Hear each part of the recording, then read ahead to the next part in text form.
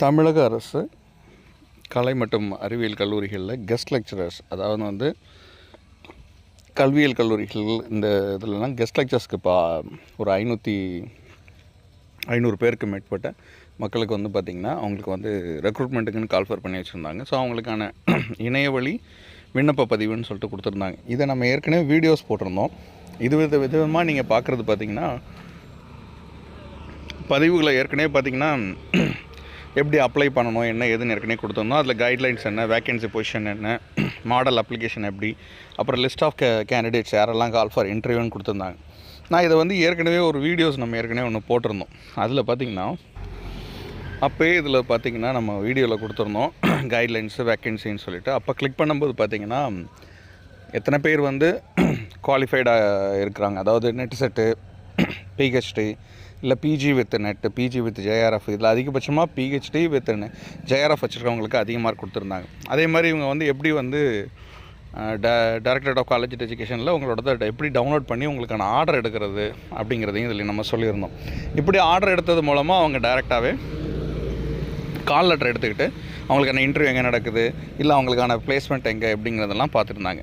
அதுக்கப்புறம் பார்த்திங்கன்னா கடந்த 2 வாரத்துக்கு முன்னாடி பார்த்திங்கன்னா இவங்களுக்கான லிஸ்ட்டு வந்து மொத்தமாக கொடுத்துருந்தாங்க. லிஸ்ட்டுன்னா இப்போ வந்து எத்தனை பேர் வந்து கால்ஃபர் பண்ணி அவங்களுக்கான இன்டர்வியூ கார்டு கொடுத்து அவங்கள எல்லாத்துக்கும் வந்து நேர்முக தேர்வுக்கு அழைச்சிருந்தாங்க. அப்படி இன்டர்வியூவில் யாருக்கெல்லாம் வந்துருந்துச்சோ அவங்க எல்லாருமே பார்த்திங்கன்னா கலந்துக்கிட்டவங்க. அதுக்கப்புறம் அந்த குவாலிஃபிகேஷன் அவங்க எஜுகேஷன் கல்வி தகுதி குவாலிஃபிகேஷனுக்கு ஏற்ற மாதிரி அவங்களுக்கு வந்து இன்டர்வியூ பேனல் கூப்பிட்டுருந்தாங்க. 1:3ன்னு எடுக்க தேவைப்பட்ட அந்த வேக்கன்சிக்கு ஏற்றவா இது மாதிரி கொடுத்துருந்தாங்க.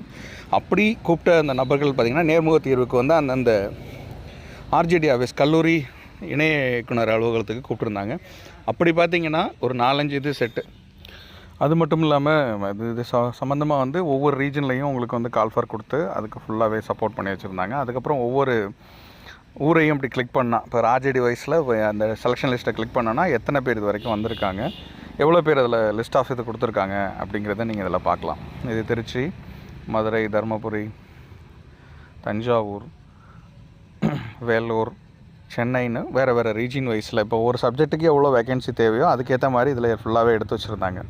ஸோ இந்த கணக்கின்படி பார்த்திங்கன்னா இது வரைக்கும் டெய்லி இது ரிலேட்டடாக வந்து அந்த அப்டேட் அவங்க கொடுத்து வச்சுருந்தாங்க. எவ்வளோ பேருக்கு இன்டர்வியூ எந்த இது டைப்பில் அவங்க கொடுத்து வச்சுருக்காங்கன்னு சொல்லிட்டு.